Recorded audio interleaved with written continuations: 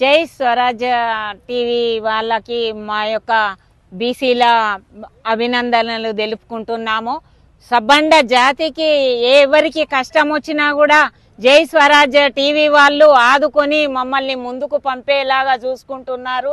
వాళ్ళందరికీ ఆ TV channel వాళ్ళకి అభినందనలు. ముట్టడి ఎందుకు చేస్తున్నామంటే మొత్తము హాస్టళ్లల్లో కాలేజీలల్లో మొత్తం స్కాలర్షిప్లు బంద్ పెడితే అప్పుడే కరోనా వచ్చి అప్పుడు స్కాలర్షిప్లు బంద్ పెట్టిళ్ళు, మొత్తానికి చదువులు నాశనమైనాయి. ఇప్పుడు ఈ కొత్త ప్రభుత్వం వచ్చి స్కాలర్షిప్లన్నీ ఎగనామం పెడితే అందులో పనిచేసే వాళ్ళు ఏం తింటారు? పిల్లల స్కాలర్షిప్లు ఇవ్వకుంటే వాళ్ళకి హాల్ టికెట్లు ఫీజులు కట్టలేని పరిస్థితి.